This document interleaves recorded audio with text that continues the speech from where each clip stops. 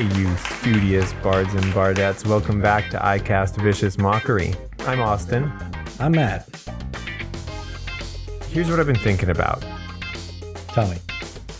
And I've been thinking about this because I did it yesterday. How do you get a new player good at using their character? That's tricky. It is tricky, man. I'll tell you what. Yeah, it's tricky. I think I did a fairly decent job of introducing my friend, our boy, boy, Rubik's Cube, who makes he made the wonderful thumbnail art. Well, it's not thumbnail art. Actually, he just made like art of us, and I use it in all the thumbnails because I like it that much, and I like it a lot more than poorly done cutouts of us in Photoshop. I certainly like it more than that. I don't know. I mean, personally, I think the thumbnails have pretty much always been pretty great. Oh yeah, I mean, I just prefer the No, I think it's cool cartoon guys. I think it's a good call. Yeah. I think it's a good call. I actually, so the thumbnails are a thing where I like go back and you can tell, like I've tried to like templatize it a little bit, or tried to break out of templates, or tried to do all sorts of different stuff with the thumbnails. And I'm going to be honest, I think they're all pretty good. Yeah. As far as like YouTube thumbnails go. Yeah. I don't think that they're executed with a certain level of craftsmanship that somebody who actually knows how to use Photoshop would be able to execute them with. I see what you mean. But like they're sloppy, but I think they're right. The thing is, like, what I like about them is they catch the eye, but they're simple. Right. Something I actually really don't like about YouTube thumbnails is a lot of them are really busy. They like put a lot of stuff on them. Yeah. I mainly watch YouTube on my phone, like almost exclusively, even though I could watch it on any bigger screen, right? Like anywhere else. Like I could watch it anywhere, but I always watch it on my phone. I've watched it on a tablet as well, but it's like a 7-inch tablet with like a thin screen. Yeah, yeah. And I watch it in portrait mode, so it's smaller than my phone turned sideways. Yeah. So I don't, it's just, I just watch it like that. Right. Yeah. So like thumbnails with a lot of stuff going on, I just can't even tell what's happening when it's that small. So I think it's good. I think that the thumbnails that you have that you've made are good because. I think they catch exactly what you're saying. Well, because the color scheme that we ended up, I just stumbled on. Yeah, we just stumbled on. It just like happened like the first day that we started doing this. Really. We were like, hey, let's get a color scheme going. And it was like green and purple. Yeah, it's a good color scheme. Yeah, it's awesome. I like it a lot, yeah. And it just happened to work out. And I figured out a couple of little tricks that people use in YouTube thumbnails and just spammed them. Perfect. I mean, some personal favorites. Us as those, what are they, Fire Emblem characters or no? Oh, the anime girls? The anime girls. I just picked 2 anime girls. Okay. I don't even know if they're from actual anime. I think they might just be like top for me is definitely Luffy versus Bees. That's gotta be. Why are they fighting? It's gotta be one of my. I don't know what it is about that one, but I can't even visualize any of the other ones except for those 2. Yeah. But that one in particular just really sticks out in my brain. Yeah. Luffy versus Bees. Oh, I'm pretty happy with the Flume giving a TED Talk. Yes. Where I did all the lighting on the Flume. Yes. To make it, to try, like it was an Amazon picture of the Flume in the most neutral lighting possible. And I was like, I got to make this guy look like he's on stage. I can't just rotate him slightly and be like, all right, I'm done. Well, you could, but. Yeah, but it would look weird. Yeah. So I couldn't. Or you know what I mean? Like I wanted to make it not look so weird. Right. Okay, so tutorials in D&D, right? So we briefly talked about how there are certain races or not races, but classes that like there's definitely a difficulty learning curve scale. So now it's time for our class tier list for difficulty to learn to play this class. That's kind of what I was thinking. That's what I'm thinking. That's why I pulled it up, the list. So there are 9? No. Yeah. There are 27, I believe. Or 32 or something. I was totally wrong. There are 13. 13. There are 13 base classes. Now, I will say any of these can be complicated by certain subclasses. Yes, the subclasses were not considered. None of them can be simplified by a subclass, though. No. So we're going to take their simplest form and compare which ones are the easiest to learn how to use, I think, right? Like that's kind of the idea. Right. So if you're a beginner for D&D, you're going to want to stick to minimal to no spell casting. Not necessarily. If you're a beginner, I think you should do what excites you. That is okay. You're right. That's my opinion. I think you should do what you're excited to do. Just be ready for the paperwork if you're going to choose a wizard. I guess, yeah, we're going to arm you with knowledge. Yes. These are the classes that are. If you're a DM, we're going to give you some tips for how you can work your players up into an understanding of their characters. Because I've now seen a number of times people going from 0 knowledge to 1 knowledge. And I'm getting how that's going. And plus, I've been a teacher for, over 10 years. Yeah. Yes. Exactly. Yeah. I told somebody that today that I was a teacher for 10 years and they thought I was joking, but I was like, no. Yep. That is I'm 26 and it's true. I am 26 years old, and since I was 16, I have taught for money, like been paid to teach. Learned how to teach starting earlier than that. Right. Learned how to teach since we were 10, 11, 12, something like this, somewhere around there. Yeah. Yep.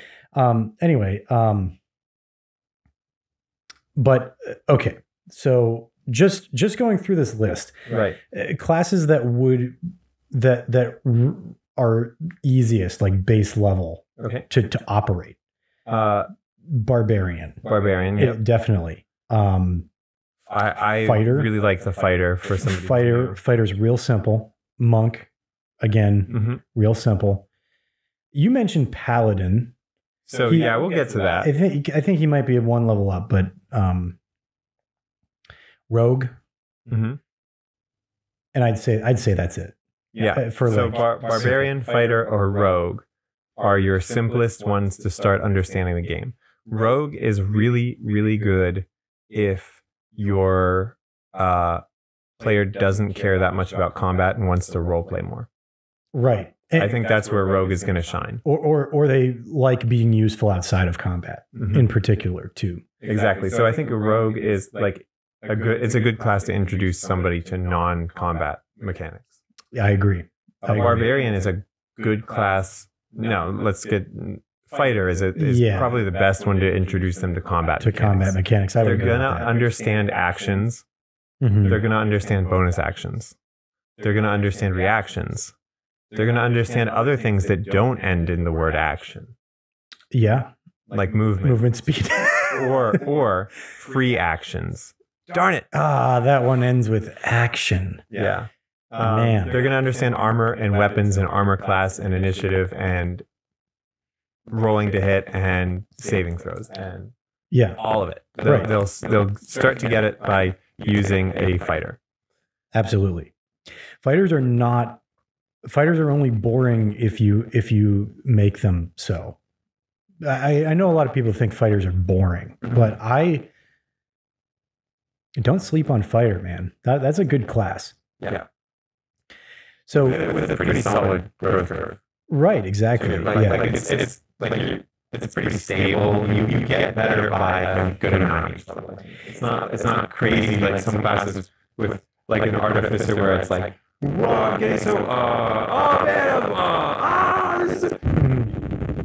the curve I think for getting better is slow and steady. Yeah. For a fighter. Which is really great if you want to ease into it. Now, what about Barbarian? That's an interesting one. That one is a little it trickier. Doesn't let you get as good of a grasp on combat mechanics as a fighter does. It doesn't. It doesn't teach you as much about that. I agree, and they throw some curveballs that are a little complicated to understand sometimes. Yeah. There are certain mechanics about Barbarians that, if you're not already familiar with the game, you may forget. Mm-hmm.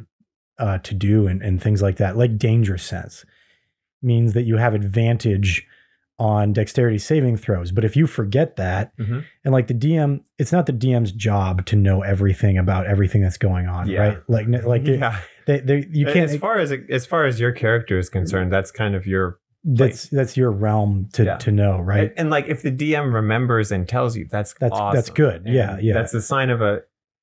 It's a sign of a good DM, but you can't. It's also not the sign of a bad DM if they don't. Exactly. It's not a bad DM if they don't tell you. Yeah. Yeah. If they're purposely trying to mislead you, maybe that would be a bad DM. Or if they remember but don't tell you for some reason, that's probably not great. But yeah. So there are a couple of things about Barbarian that are a little more complicated. So mm-hmm. I would maybe like 1.5. On this scale, somewhere in the middle. No, I guess that'd be 0.5 because I put the Paladin at a 1. At a 1. So these, So for me, the Rogue and the Fighter, their level is 0. Yeah, they're mm-hmm. perfect starting point. Really simple to understand. Yeah. If you want to be able to do spell casting, that's when I would say a Paladin. Or Ranger. Yeah, they can do a little bit of spell. Because they only have a little bit of spellcasting. I feel like the Ranger has some complications to it. It does. But it's also more useful outside of battle as well, depending on your campaign. Yes. Yeah. Well, and I think that if somebody comes to you and says, I want to play a Ranger, a good DM probably would include scenarios where a Ranger would be useful. Right, yeah. Or they would tell you like, this setting doesn't really, a Ranger wouldn't necessarily be useful in this setting, but if mm-hmm. you want to play one, you can. I just want, mm-hmm. It's a conversation, right, that you would have. Maybe even meet somewhere in the middle. But no, I think Ranger, because again, it depends on what subclass you pick. Mm-hmm. But I think that the basic, easiest subclass of Ranger is similar to Paladin, where you get a little bit of spell stuff, and a lot of useful things outside of combat. Yeah. Now, the thing I like about Paladin, that's the one that in the campaign that I'm running, not mm-hmm. for you, but in the other campaign. Yeah, right. The player is a Paladin. Mm-hmm. And what I really like about the Paladin is that most of the spells are bonus actions. Right, which is nice because Paladins hit stuff. Right, yeah. So mm-hmm. your action is to hit something, and your bonus action is to decide how you hit something. Exactly. Essentially, right? Right, so yeah. That's pretty cool. With like the smites and stuff, yeah. And it's really, really nice for learning how you can. Well, first of all, you get to learn what a bonus action is all about. Mm-hmm. You get to learn what concentration spells are. Yep. So it's a good way to start, like so that way like I can't cast like 3 of these spells in a row and try to power up my strike even more. I'm not going to get like a super smite. You can get a pretty good smite. Actually, he rolled a crit on a zombie using Divine Smite. Oh man! And got to roll 2d8 plus 1 or plus 2 damage for his actual weapon damage. Plus, guess what? The smite damage is doubled for a crit too. Oh yeah, of course it is. So that was 6 additional d8 damage for an enemy that had 22 hit points. Did he? It was second level. Did he one-shot it? He one-shotted it so bad that it was obliterated. Yeah, he was fighting it in a river of blood that was flowing past. Yeah, and basically he smashed it and it disappeared, as like it just wasn't there anymore. Basically, nice. It just was absorbed into the river perfectly. Yeah, that's what a divine smite crit would do on. Yeah, I mean, that's so. I would put monk in this category too. By the way, I would not, because I've tried to understand a monk before and I didn't get it. Oh, really? I think a monk is harder than it seems. At least some of them are. And maybe I just played a more complicated one. Well, okay, I see what you're saying. Yeah, because you have these key points and maybe it's not totally clear how to use them all the time. Yeah. Okay. No, you're right. And also monks get a horrendously low number of key points at the early first 2 or 3 levels. Right, well, because it's the same as your character level is your number of key points. So a 5th level monk has 5 key points, which is very low because you have to use at least 1 for everything, and sometimes 2. Right. Yeah. So you don't get a whole lot as a monk. Right. Like if you want to use that key point for flurry of blows, you can only do that 5 times in a day at 5th level, and you're going to probably want to do that more than that in any combat encounter. I think a monk is a good class for starting to learn how to stack effects of different things on each other in combat, because you're doing all unarmed attacks. So enjoy the screams, guys. I hope you love that. We got screaming neighbors. We got screaming people right now. But no, I think so you're learning how to stack effects of different spells and key attack things to cause a lot of damage through critical hits or through whatever. Right, exactly. It's a good class, I think, for strategizing when you do certain things. Because and so in a similar way that rogue is, right. Because like for a rogue, you only do sneak attack once with a rogue per round. Right. You can only do it once per round. And maybe I'm getting the rules wrong, but I think you might be able to, if you do multiple attacks, you might even be able to choose which one gets the sneak attack. Oh, that's cool. I don't know if that's true. You would assume it would always be the first one because that's the actual sneak attack. Yeah. But if you could choose, which I'm actually not totally sure that that's true, but if you could choose, that would cause some good strategy, because you might risk it to see if you get a crit on the next one. Because getting a critical hit on a sneak attack for a rogue is, it's like that divine smite crit, it's like pretty, or well, I guess that's a perfect example. Like you might decide to wait to smite next time in case you get a crit. Right.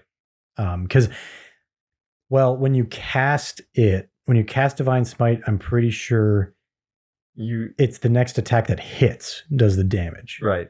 Yes. Well, that's at least the spell smites. I don't know. The divine smite you might be able to just cast after rolling an attack. There are some things that you can do after rolling. Yeah. I know that the spell ones like Searing Smite and Wrathful Smite or whatever, those types of ones, those ones are the next attack that hits. Yeah, for sure. Divine Smite, though, I think might be the one where it's like, if you hit, you can cast this, basically, if you want. Yeah, eventually paladins can attack more than once. And in that instance, you may decide... You may like Searing Smite the first one, then Divine. Anyway, that's fine. Well, you can only use your bonus action once. So you can Searing Smite as a bonus action on your previous turn, though. Oh, yeah, I see what you mean. And like have it ready to go.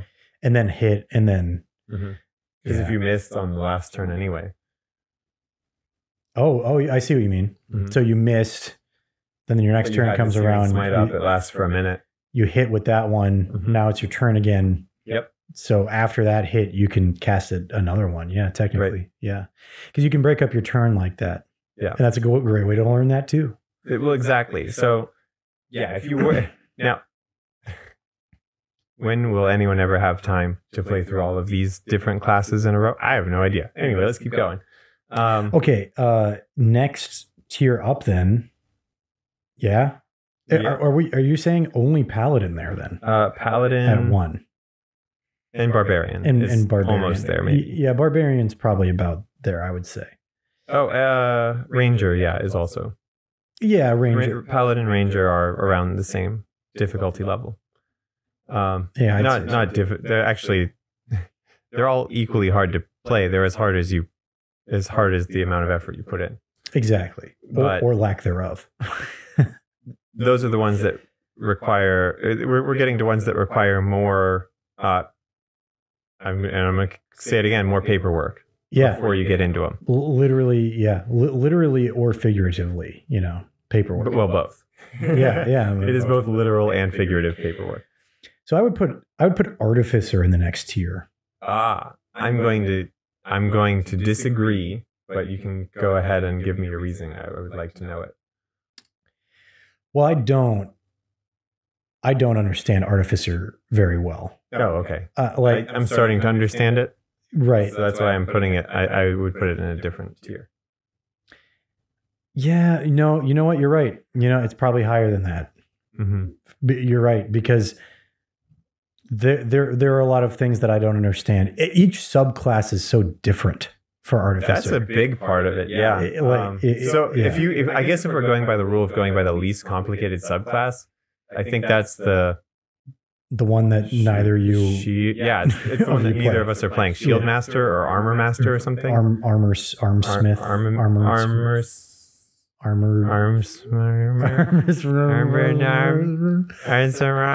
Yeah, that guy though. Anyway, yeah, the Armorer, I think it is. Battlesmith. No, that's what you are. That's what. No, wait. That's the no. There are 4, aren't there? Yeah, they added like Alchemist. They added a new one recently. There's Battlesmith. There's Armorer, and there's Artillerist. You're the Artillerist. I'm Artillerist, yes. Which is not the most complicated one of those. No. I think Alchemist or whatever it's called is. Oh yeah, that's correct. Alchemist. And then Battlesmith and Artillerist are next, and then the Armor one is the least complicated because your whole thing is you build a mech suit.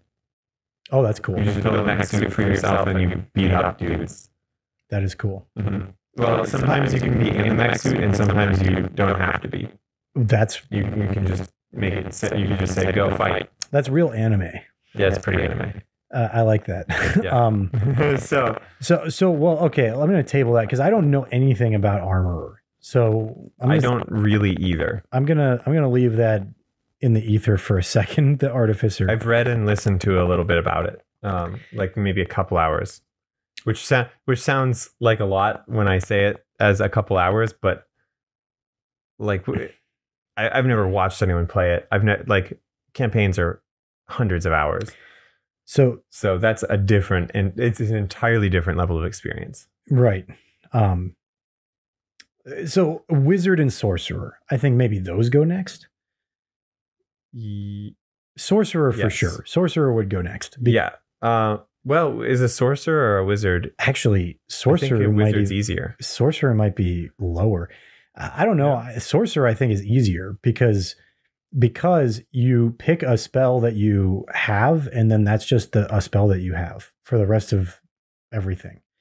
Wizards have to learn and then prepare spells every day. Mm-hmm. Sorcerers don't. Sorcerers just know. You know what? That's actually a confusing thing about Paladin is that they prepare spells too. Yeah, they have a full list of known spells, and then they could just prepare whichever ones. They don't have to learn them too. Exactly. But which I think is more complicated than the way that Wizard and Sorcerer do it. Yeah. You think that Paladin's more complicated?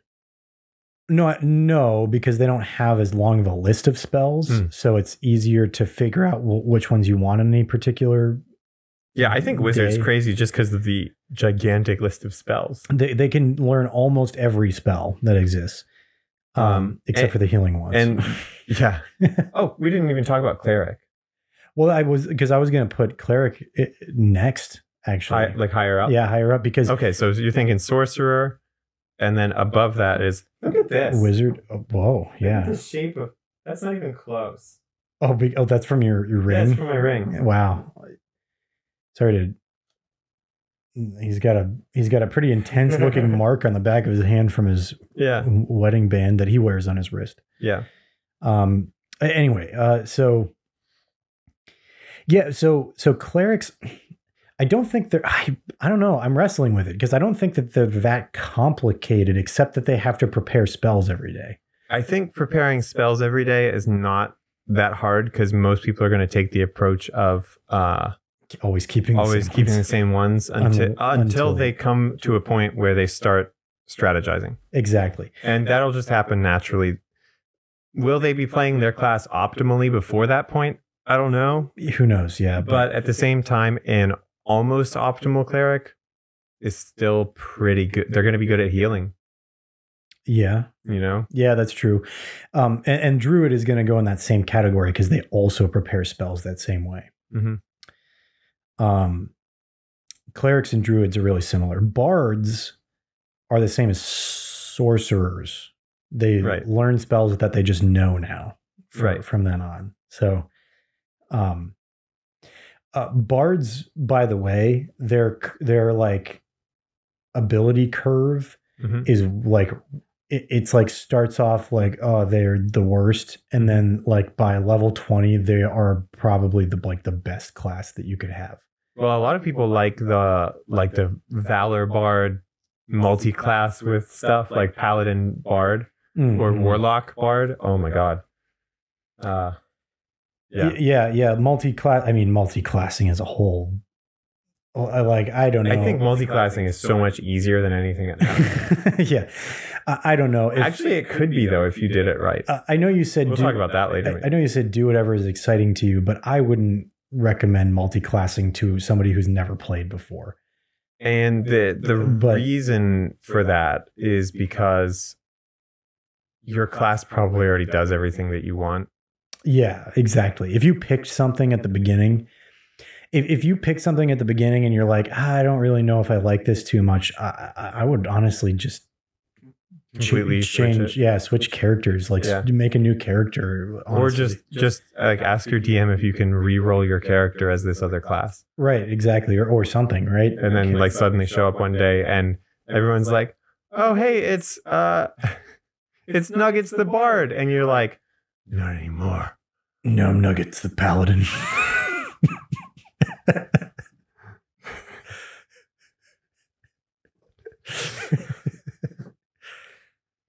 Nuggets the Paladin.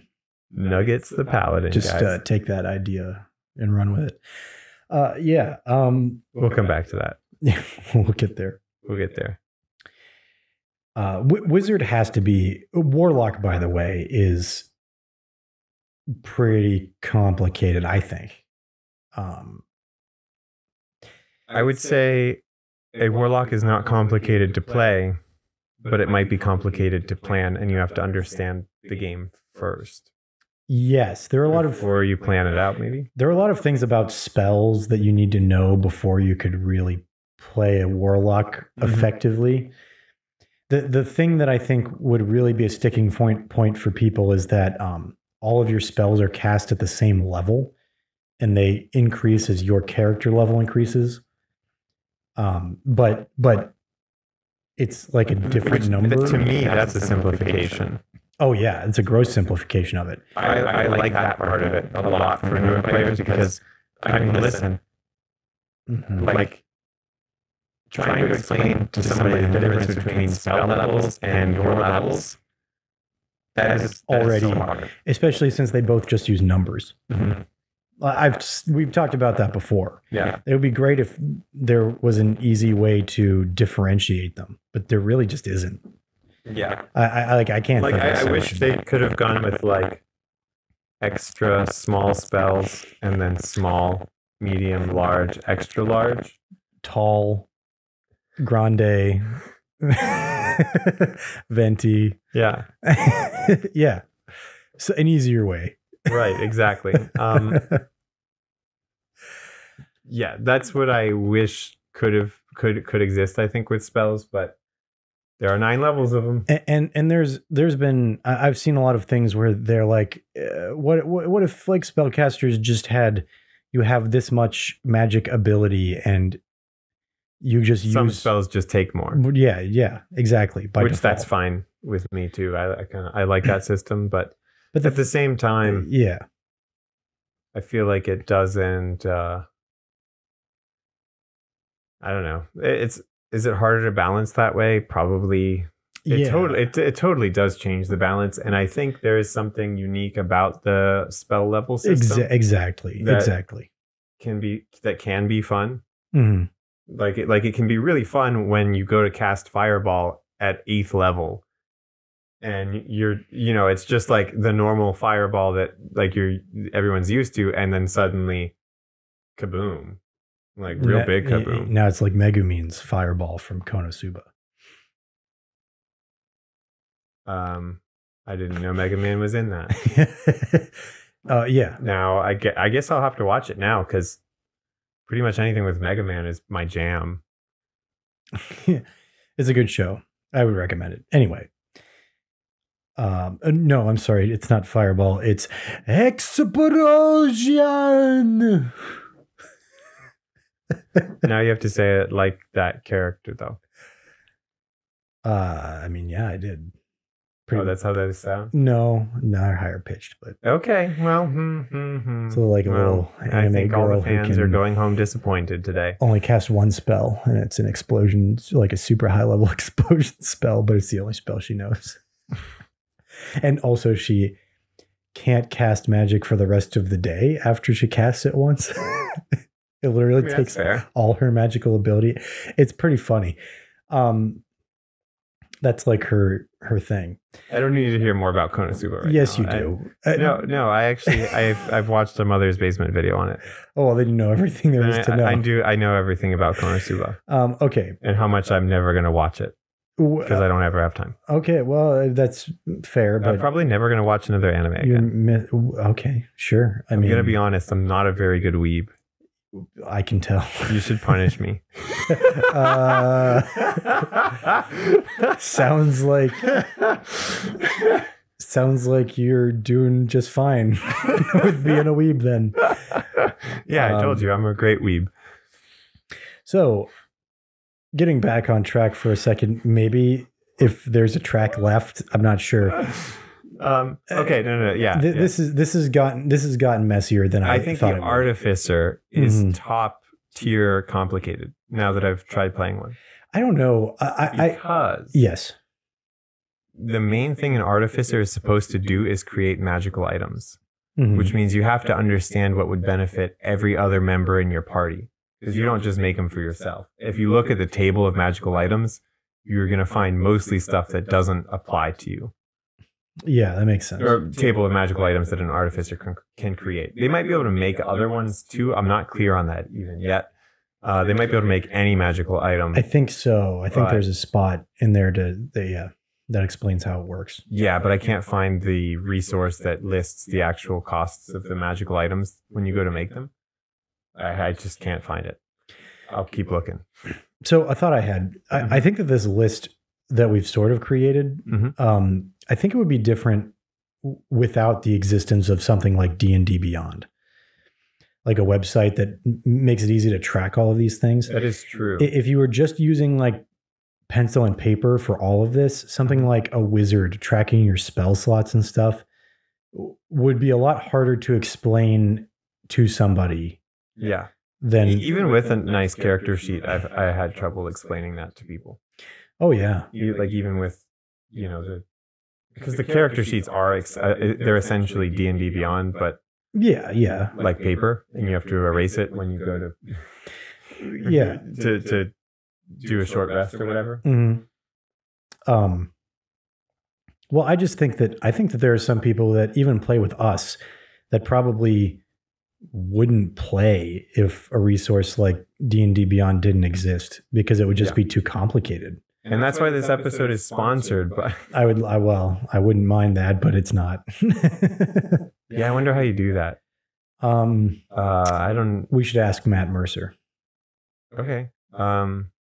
Like pretty much every episode of Critical Role is sponsored. I guess, hey Google, call Matt Mercer. Oh.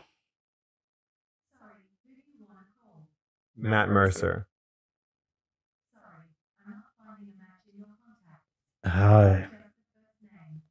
Matt.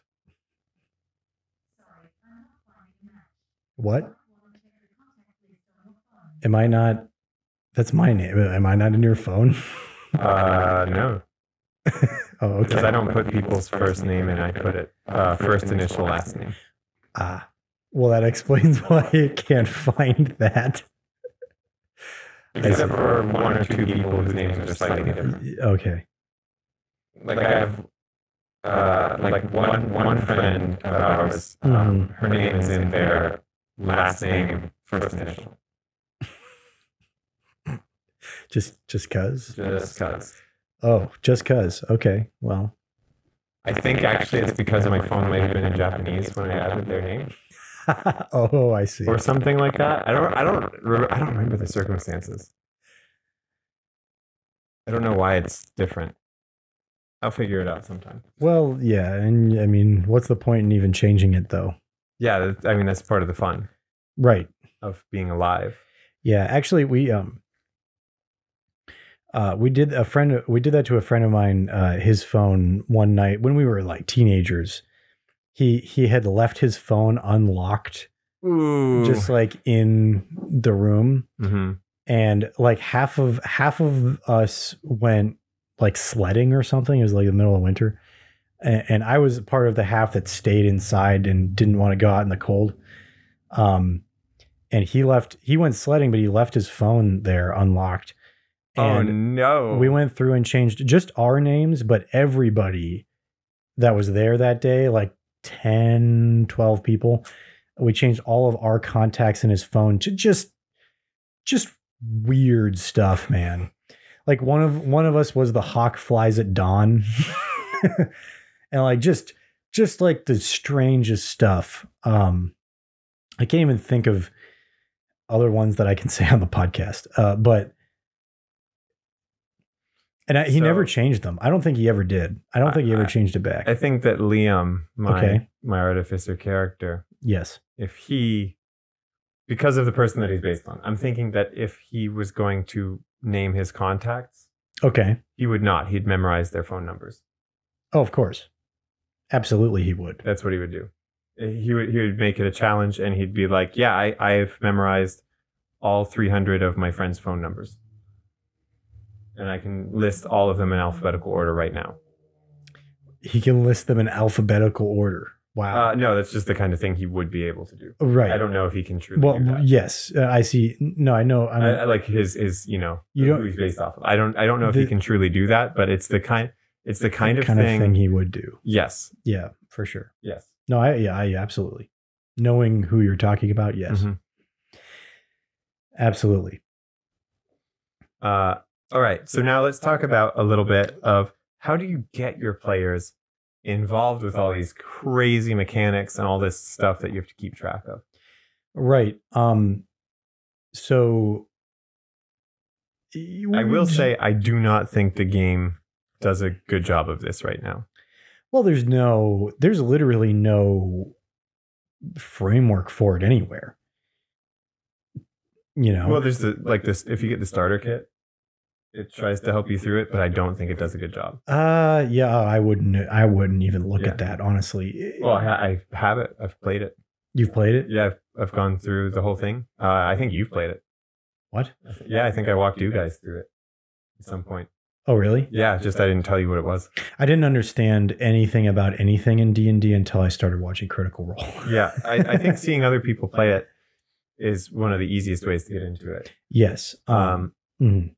The other thing is that you need to give your player clear goals. Sure. And this is something that I think if I critique my performance from my friend's campaign yesterday, I don't know if I did that very well. I think not. I'm going to give myself a C- for that one. Okay. But you want to give them a clear goal. And don't exactly tell them how to get there, but have different routes that are possible. Right. In the case of combat, let's say you're learning how to use a fighter. Give them an enemy who's going to trigger their, well, if they're a level 1 fighter, just have them fight. Yeah, right. The tutorial in D&D goes up to like level 8.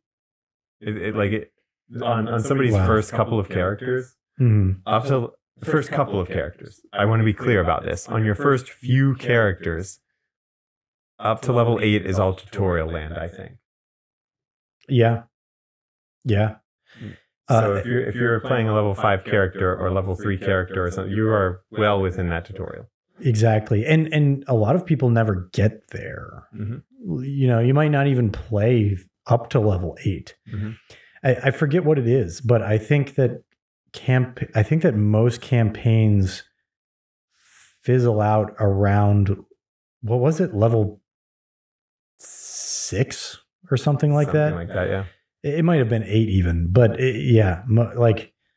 forget about like level 20. Mm-hmm. Most of them never make it to even 10. Yeah. But yeah.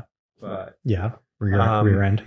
Yeah. Mm-hmm. I think if you treat it as a tutorial, mm-hmm. As the DM, from your perspective, you see this as a tutorial that you're giving to your players. Mm-hmm. That makes things a lot better. You know what? I have a great example of how you can make it a tutorial. Now, this isn't quite a tutorial, but it's an example of a good DM. Yep. It was Matt Mercer. Oh. Guiding not a new player, but someone who isn't familiar with the current 5th edition of D&D mm-hmm. through a small campaign. He ran Stephen Colbert that's right, through a short little session mm-hmm. for Red Nose Day. Right. That is a video I would recommend watching to see how to do something like that, because there are some things that you there are some things that you do, like guiding them through knowing what their options are mm-hmm. without telling them what to do. Mm-hmm.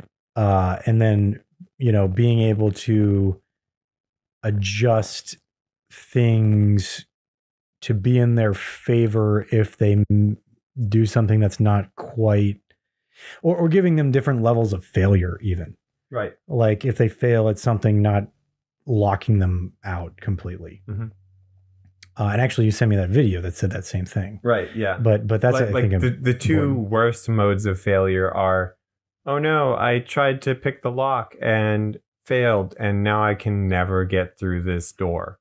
Right. And the other one that's equally bad is, oh no, I tried to pick the lock and failed. I will try again until I succeed.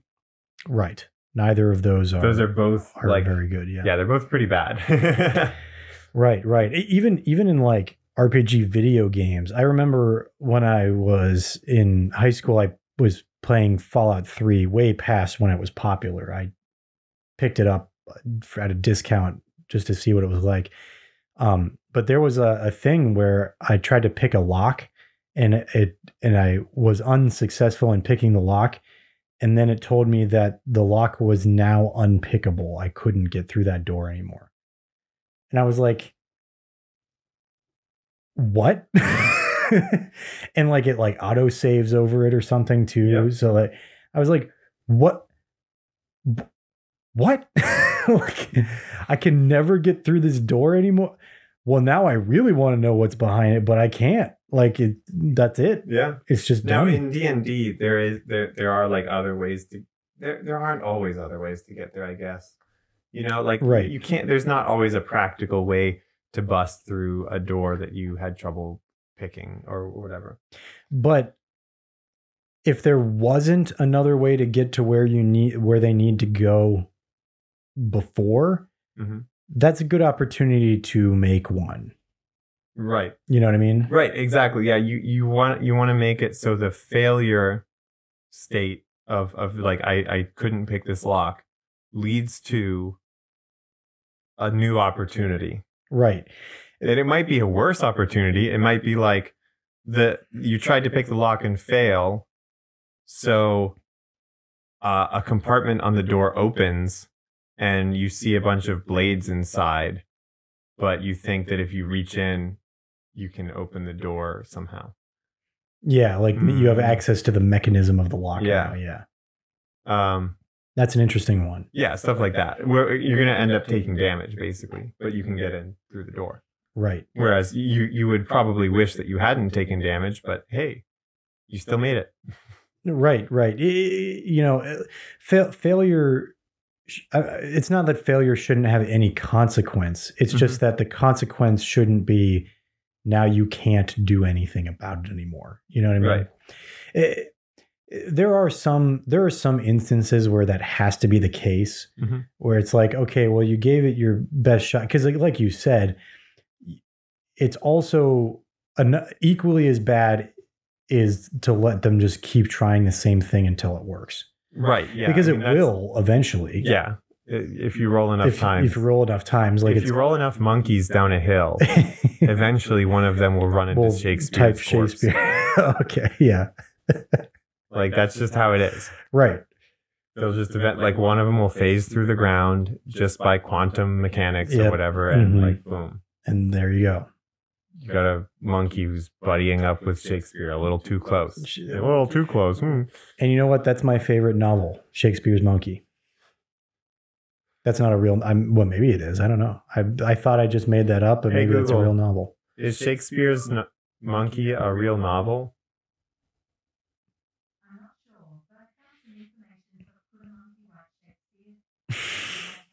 No, I don't think so. Google understands the metaphor better than we do, I think. Yeah, I think so. All right. Oh, the dog is upset. She wants to come inside. Oh, she was outside. Anna let her out? Yeah, probably. I guess it's weird that she's barking if Anna let her out. I think Anna would be out with her. Is she barking at the partying neighbors? Maybe. It's possible. Yeah.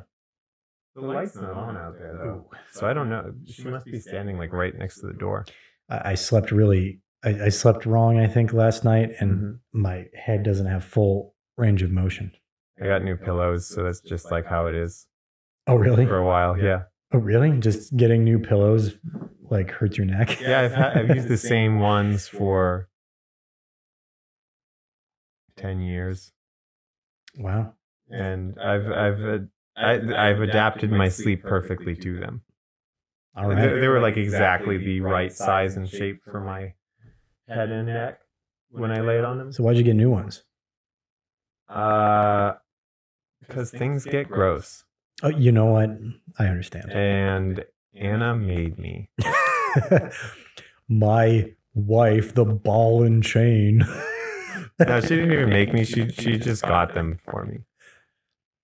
And then she couldn't resist giving them to me early for my birthday because the other pillows grossed her out. Okay. Well, that would, yeah. It's really a gift for her. Yeah. Because she has to sleep next to me. I totally get it. It's one of those things where, first of all, let me just say, when I was a kid, I don't even remember what it was from, but I saw, like, it was one of those things where the guy was talking about his wife and he was like, oh, the old ball and chain, And as a kid, I didn't understand anything about that. But now that I'm older and I get what he's saying, I don't know why, but I think it's endlessly funny. Because I'm like, wow, people really feel that way in their relationships. And that seems like a bad time. Yeah, I would, if I did feel that way, maybe this isn't the right response, but I would just leave without saying anything, probably. If somebody, I don't know, man, if you feel weighed down by somebody you're in a relationship with like that, well, I'm not saying you have to leave them, but you should probably do something about it. Like talk to somebody, maybe get counseling. I don't know. There are things that are better to do than just disappear. Right. At the same time, I can't give you that advice because I would just disappear. I think that would be my instinct too, because I tend to avoid problems rather than face them. Yeah. But That's the kind of problem that can be avoided forever. just by leaving. Can it? I don't know. I've never tried. It's different. I think marriage is different. Is it? A little bit. I don't know. I don't think you're allowed to get married again unless your previous marriage is annulled in some way. Just a divorce. Well, right. But maybe I don't need to. I think that requires some agreement on both sides, though. I don't know. I've seen too many TV shows where somebody falls in love with somebody else. This is like a romantic comedy thing, I think. Like, oh man, I love you and we've been in a relationship for years, but if you want to get married, I'm already married. I need to track him down. What about divorces in D&D? I saw a post online about that like a couple of weeks ago. It's kind of a funny concept.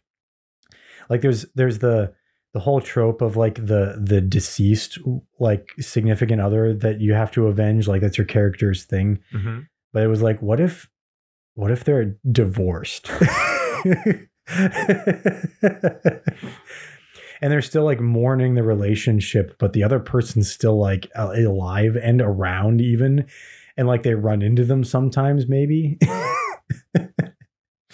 That is a funny concept. Yeah. And like, well, yeah, why not? You know? Yeah. Oh, that's man. actually, that could be a good backstory, actually. Yeah. Like a divorced paladin, Yeah. like a holy man, but like, Yeah. yeah. You went through a bad divorce and became a paladin. Like that's what caused it? Yeah. Yes. Oh, okay. Why not? Right? Sure. Yeah. That's really good. The god was just like, all right, so now that you're single,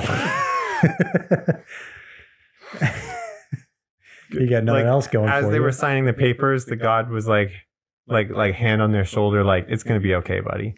And they were like, what the heck? Whoa. I feel a divine presence. Okay. Oh, but what if now she's also a paladin for like the same deity? Oh man.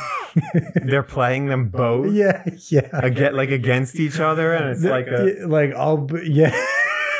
like withhold power. They give special things to like whoever's more devoted in that instance. Mm-hmm. They're trying to one up each other. Yeah.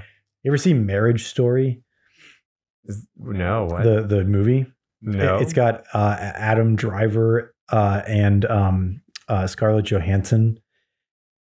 And it's like not a Star Wars or Marvel movie. It's like a completely like down to earth, like slice of life thing. I've never heard of this. About two people, spoilers, who get divorced. That's the plot of the movie.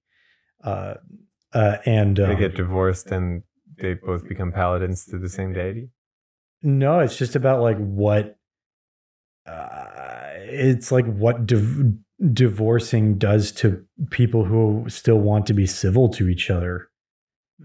You know what I mean? Like they don't want to make it like a big deal or complicated or anything, mm-hmm. but it like spirals out of control. It's a good movie. Mm-hmm. It's a really good movie. I mean, Adam Driver and Scarlett Johansson are good actors, and they don't have they don't have to be in a Star Wars or Marvel action big movie to show that what they can do. Which is what I learned from watching that movie, that they're good actors in anything, which is cool. Mm-hmm. Anyway, the talking about two divorced paladins got me thinking, because it's similar, because they're like they're in the same sort of field of work too. Like he's a director for New York like Broadway performances, mm-hmm. and she's an actor. And she's like in a lot of his performances and stuff. So like they like can't escape each other's lives, but they don't really want to, but also they're divorced. It's really good. Does either of them die? I'm not gonna spoil anything. But Oh no, you guys are gonna have to watch the movie using our sponsor, Audible. That's right, Audible. Get your free 30-day trial at the link in the description below. Thanks to Ray J for making Audible. Thank you to Ray J. Go to Skillshare.com to get your /Audible for your Ray J exclusive free pair of sunglasses. Not only that, but you can use it to watch Netflix from any country. You can watch Netflix from America. You can watch Netflix from not America. The European Kingdom. You can watch Netflix from Zimbabwe. Sign up now and get a free 5-star golden character.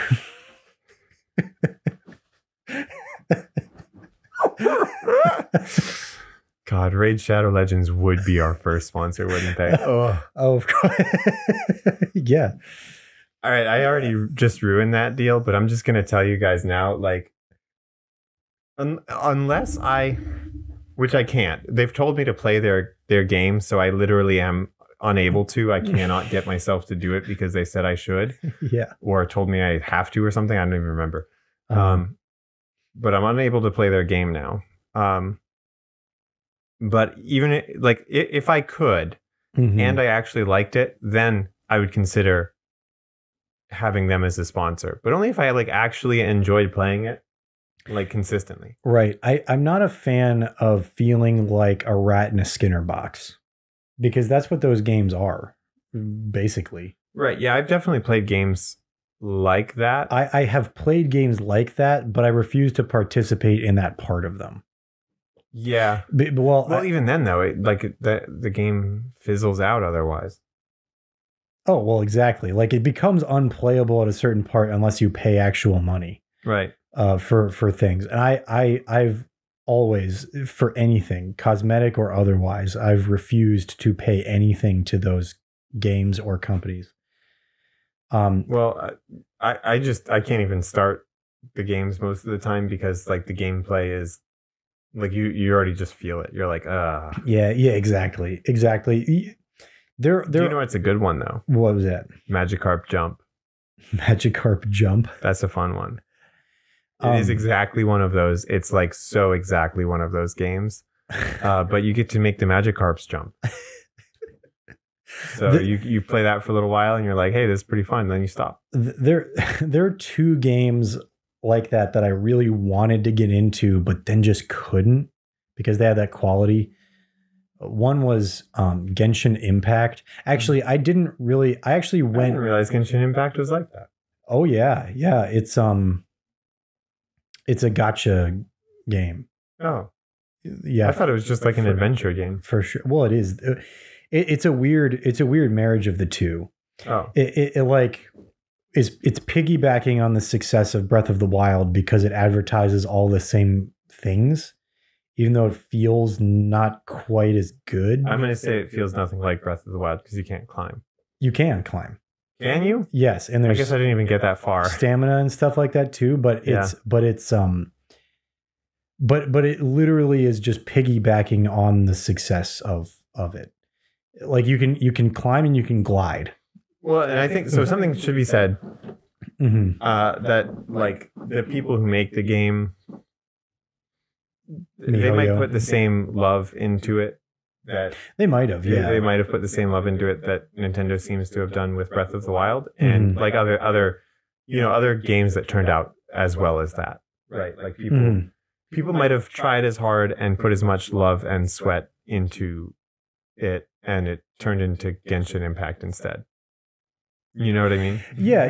There are plenty of films out there that somebody absolutely put their heart and soul into that just turned out not good. Yes. So we'll get that out of the way. Yes. I just want to say, as somebody who has developed games, not commercial games, but who has developed games and done game jams and stuff like that.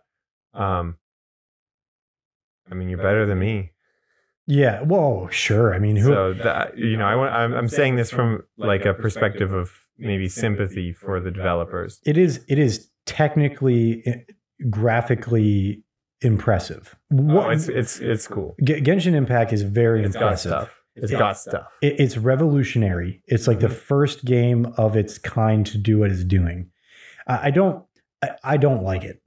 Right. Well, I think for another example of a game that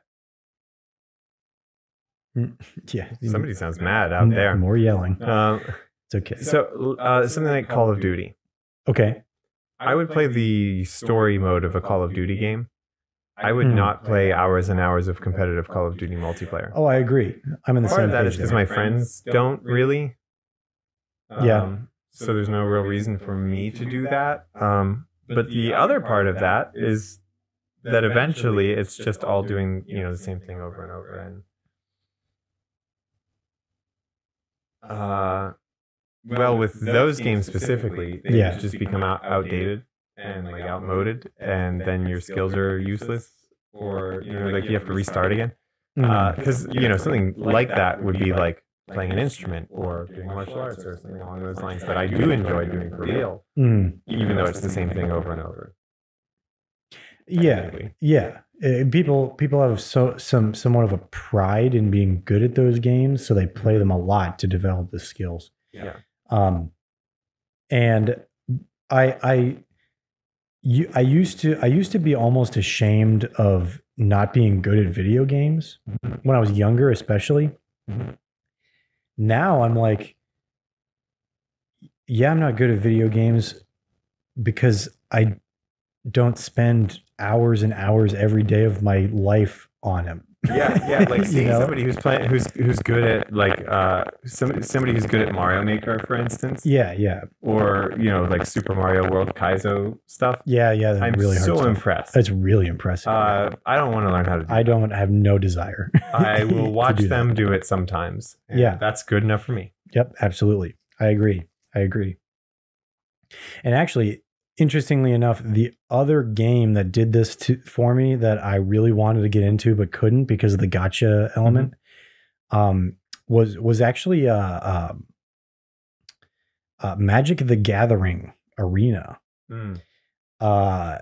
There's something about the system that they did that really rubbed me the wrong way. Again, very well made game. A lot of people love Magic the Gathering, and I'm not saying I don't like Magic the Gathering. I think that Magic the Gathering Arena is also cheaper than playing with physical Magic cards. Correct me if I'm wrong in the comments, but I'm fairly certain that like to get the best decks and stuff, you'd be spending a lot less on Arena. Yeah, absolutely, you would be.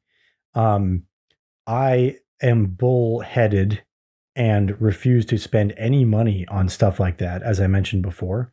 And so, and that's the problem with Arena is that it's not actually a video game; it is a collectible card game. Right, exactly. So you need to spend money on it. Spending money is not like, hey, I gotcha. It's like part of it. It's like part of it, But the way that they do it is when you first download it, first create an account, they give you some starter decks for free, and they're all digital cards or whatever. I mean, it's nothing physical, so it doesn't cost them anything to do that. And they pit you up against like an NPC game that's easy to win, right? They do that for every deck. You do go through a tutorial. And then you start playing matches against actual people, and I don't know. They put you up against people who are like also so new that you can win at least half of them. And I was winning more than that. I was winning almost all of them, actually. I'm not like super good at Magic the Gathering or anything. I think it was just putting me up against like, I don't know, maybe like young kids or something. Yeah, like little Bobby, who are also brand new. I bet, like really like their friend at school just told them, hey, you should get Magic the Gathering. And then they maybe arena. skip the tutorial or something, you know, like, Yeah. like who knows, right? But then like at a certain line, they put you up against like literally anybody. Right. So at that point, it's constant loss after loss. And it's because they probably have better decks. cards. Exactly. And there's just literally nothing to do. There are instances, like I've played games where I lost before we started because like before the game, like because there's like a thing about Magic the Gathering. Planeswalkers, they're these cards that like do insanely powerful stuff.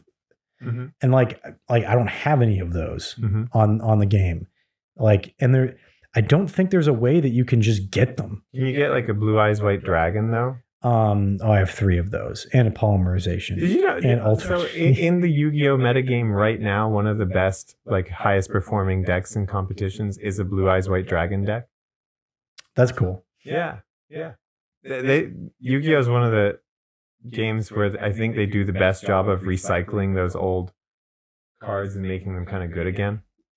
Because there was a Dark Magician deck that I think performed well recently too, and like the OGs, man. Yeah, they're going back to their roots. That feels off topic. Not too much though. Anyway, it's not too much off topic. Yeah. I don't know. I still can't find my main Yu-Gi-Oh deck, but with my like extra cards, I actually made one that I think could do pretty well, not in like a tournament, but against my friends, I think I would be a force to be reckoned with. I never had a good deck. Yeah. And then I got Blackluster Soldier Envoy of the Beginning because I realized that I had money and could just buy this card that I've always wanted. It's not legal in competitions, but like it's cool to have. Yeah. Yeah, absolutely. And I used it in a duel once, and I totally get why it's not legal in competition.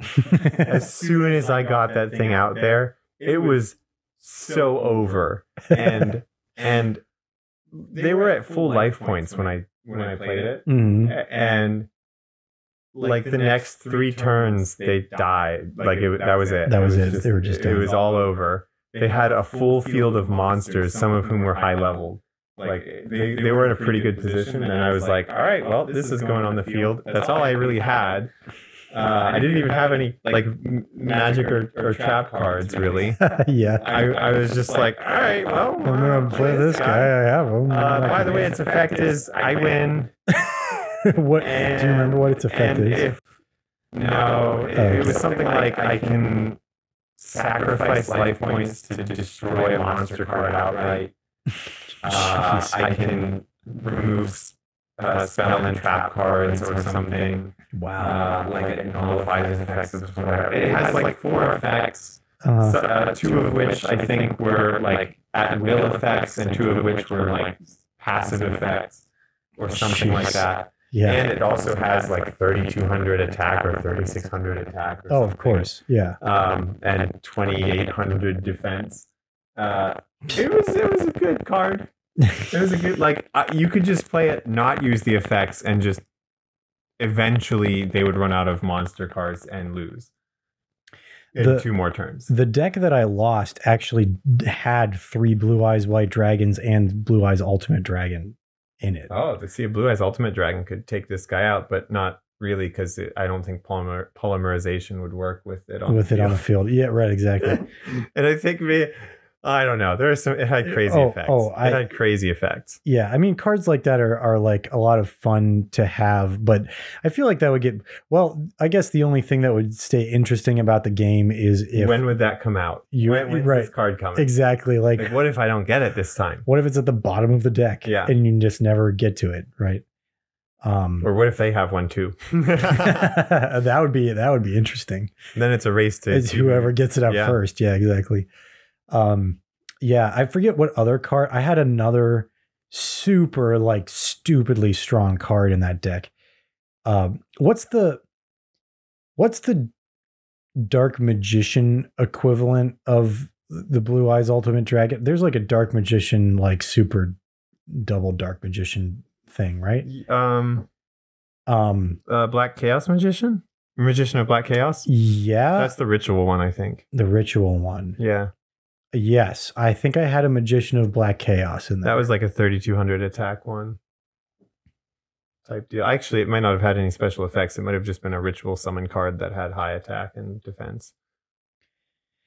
Yeah, well, luckily not my side deck, but my spare card, I had a million spare cards, but luckily that one had some crazy cards in it, like nuts cards in it. Mm-hmm.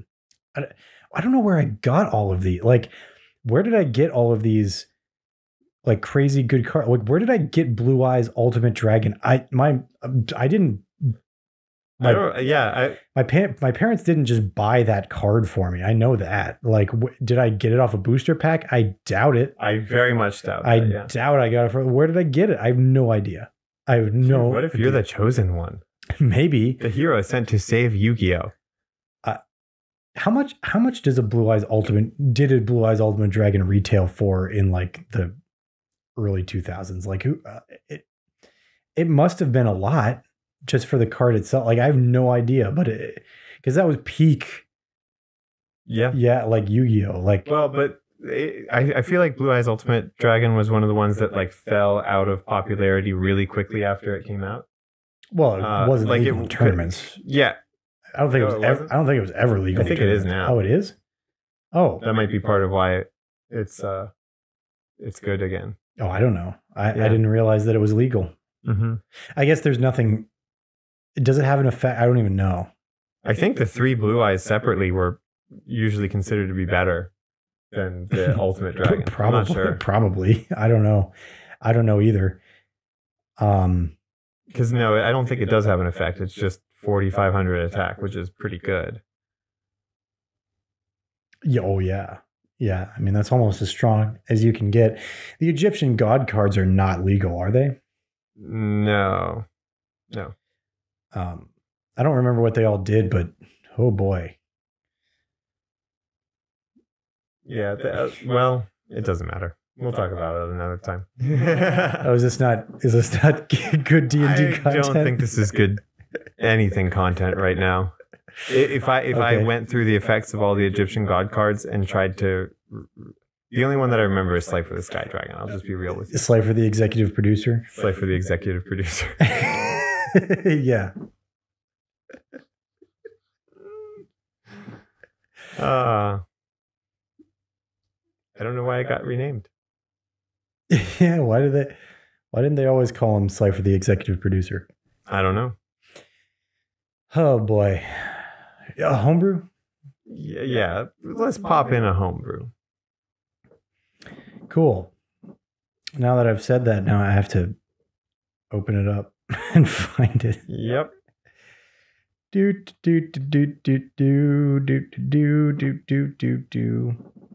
Okay, let's see. We talked about rage. Don't make it something too crazy. What do we got? We have a new Bard College, so like a subclass of Bard. Okay. This is the college of bringing your guitar to the party. All right. Yeah, so most bards are accustomed to the spotlight. Their performances are celebrated and enjoyed. Mm-hmm. This leads to many bards craving the very attention that they receive. They crave that attention. They love it. Yeah. So sometimes they take their attention-seeking tendencies to a higher level, and they'll perform whatever they can, even if the environment doesn't call for a performance. Right?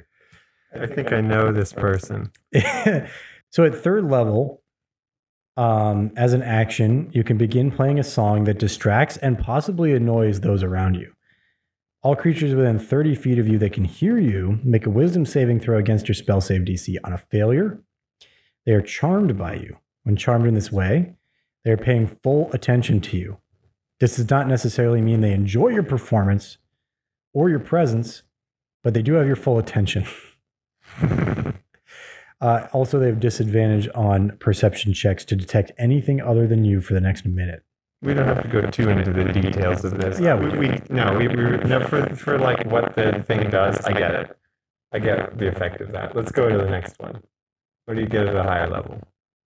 At 6th level, Yeah. your determination protects you and your spells. You cannot be silenced by any means. Very nice. Okay. What do we get next? Oh boy, at 14th level, you become the performer you always believed that you were. You get expertise in performance. Mm-hmm. You can expend a use of your bardic inspiration to draw the attention of a spell. Oh, just to clarify, expertise is like double proficiency. Yeah, right? you double your So you proficiency get like bonus. Yeah. Okay. You can draw the attention of a spell that your allies cannot handle. What does that mean? As a reaction, when an ally that you see fails an intelligence, wisdom, or charisma saving throw, you can choose to direct the attack at yourself. So you can take hits for people. Okay. Or like if somebody was going to get charmed, you could make that go to you instead. Get this, no matter what the type of saving throw was, you use your performance as your modifier. Dang. And you have double proficiency. And with your charisma being so high, you're probably going to have like a +10 by 14th level. Yeah, that's it though. That's everything that there is to this guy. I like it. Yeah, I like I think there's actually some practicality to it. Yeah. I like the idea of playing that character. Right. I envision not just the guy who brings the guitar to the party, but the guy who brings his guitar to like the college campus. Mm-hmm. Like he doesn't have any classes that involve a guitar. But he walks around with it all day. Walks around with it anyway. Doesn't bring any books, I've noticed. Yeah, weird. Yeah. He just kind of sits there with his guitar out. Sits out there in the back quad of class and like strums really quietly. And it's like super, super, super annoying. But the professor like doesn't know if they are allowed to hit students or not. Not sure. Yeah. Not sure. Anyway, I don't know anybody like that personally, but I've definitely met some of them. Because I know we have a mutual friend who is essentially that, but not guitar. I've known a lot more people who are like that with the piano. Oh, well, yeah. But I'm talking about the personality. Yeah, you know people like that. Oh, sure. In general. Oh, yeah. Sure. I always wanted to be that guy, weirdly, and I got over it eventually. I don't really want to be that guy anymore. Oh, I see what you're saying now, by the way. And I know who you're talking about. Yeah. Yeah. Yeah, you exactly. And you know what? I think they do it better than anybody else could. That person definitely gets away with it. Right. In a positive way. Yeah. In general. Yeah. Yep. Yeah. I agree. Which is hard to do. Right. That's hard to pull off, but yeah. We'll talk about who it was afterward. Right. Oh, obviously. Yeah. We're not going to say that on the show. But I've known a lot of people. But they play a sorcerer. No, it's not. It's not you. No. I've known a lot of people. You know what though? It is kind of there's like another level of frustrating though when they're legitimately really good at it and it is like really actually entertaining and sort of becomes it like actually enhances the environment of the party. Sometimes that can be extra annoying. Sometimes it's welcome, but sometimes it's just kind of like infuriating. Yeah. Like, why you make my party so good? Yeah. Yeah, I get it. Yeah. Have you ever met somebody who's like really impressive with something like that? Because I knew a guy, I went to high school with a guy who, like, I actually can't even believe this. I don't know anybody who's this talented at, I think, anything. He was like just super, super talented with playing the piano. And I watched him lay on the bench with his head under the piano, cross his hands, and play perfectly. He could play like any song perfectly, upside down. You know what? like that. I knew people who were that good at Super Smash Bros. Exactly. Yeah. Something like that. Super Smash Bros. There was one guy who I knew who played using a Wii remote and nunchuck. And he played like this with his arms crossed and hands in his armpits and would just crush people. And nobody would play with that controller. Nobody would. But this dude smashed people like that. He super smashed people. Yeah. Brother. And I knew people who were so good at Super Smash Bros. That my friends who were a million times better than me and who I never stood a chance against looked like infants compared to these people. Right. When trying to fight them. Yeah. It was just not even close. And I don't even understand. Right. Well, the thing that blows my mind about that is Nintendo tries really hard to make that a party game. Right. Like it's not even really supposed to be like a competition. Yeah, but they were playing mostly Super Smash Bros. Melee. So that one's been like they've found all this out. They've found pretty much. Well, I don't know, man. They thought they found everything in the original Mario, but I think somebody recently just beat the all-time record again. It used to be, I think, 4 minutes, 55 seconds. And now it's like less than that because somebody found something else that you can do to make it faster. Right? I love it. I know. Like, last week. Like recently people have been doing these tricks. Oh my God, we got to end this podcast sometime. All right, these tricks though. Certain games where you like put stuff on the disc. Yeah. You like I don't know, the thumbnails that I've been seeing were ketchup on a disc, which I don't think is accurate. That's probably not the one. It's something like that. You put something on the disc so it skips parts. And that's the speedrun strategy. Or part of it. You know, like you also have to execute actions perfectly and whatever, but the stuff people come up with, man, it's nuts. Yeah. It's nuts. I mean, the speedrunning community. I mean, there were old strategies where you would like tilt a NES game cartridge and mess up with you'd mess up like values in the registries or whatever, and it would like suddenly you'd be 10 levels ahead or whatever. But right, have you ever? I know we have to end the episode soon. We really do. But have you ever seen a speed run of Skyward Sword? No. For on the Wii, it's fascinating because it's really long still.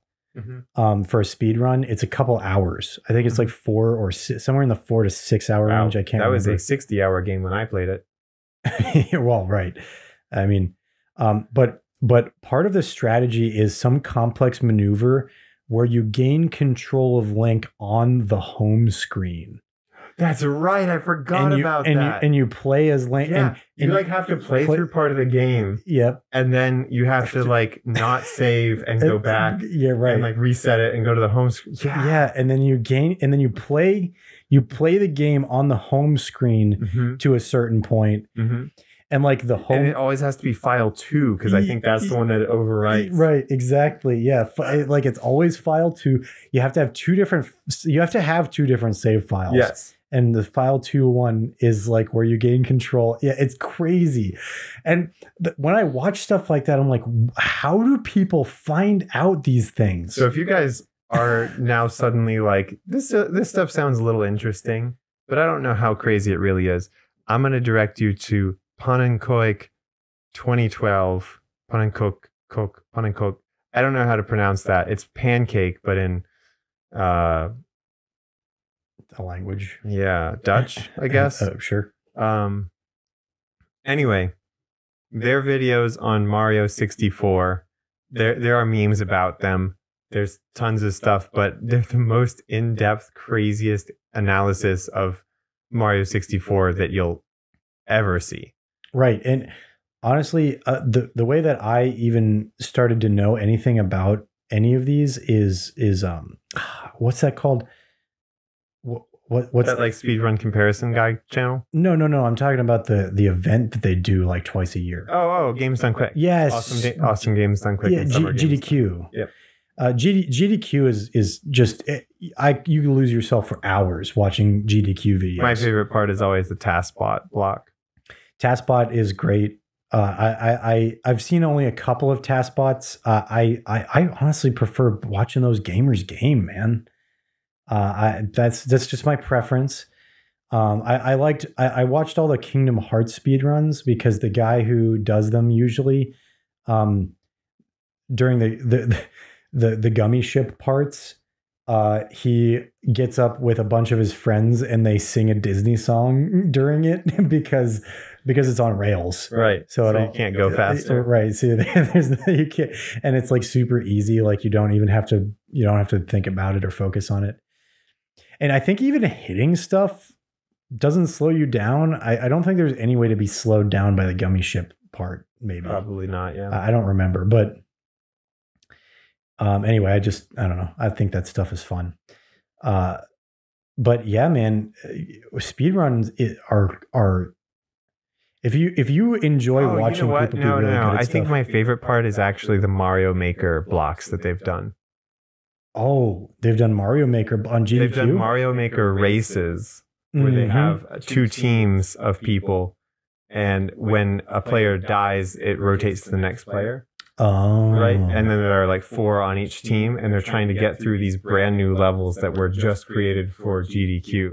Oh, that's so cool. And they're racing through it. And so they're watching the other people do it and like learning all this. Oh, okay. So they're learning from each other. It's a pretty intense, awesome competition. That's a cool feedback loop because you get ahead, but now you don't know what to expect and the other person's learning. Yep. And they know exactly what's coming up. They're getting ready to do those, motions. They just have to execute it. That's such a cool idea. Mario Maker was such an incredibly awesome idea that Nintendo did, and they're just so good at. Nintendo they should do that for D&D, where you can just make your own. You can make your own D&D. Oh yeah, they should. Yeah. Come on, Nintendo, get with it. All right. I'm actually about to fall asleep. I'm tired. I've got to go home and go to sleep too. Yeah. I actually haven't even eaten yet. I should do that. Yeah, you should probably eat and then sleep and then go to sleep. Wake up and work. Yeah.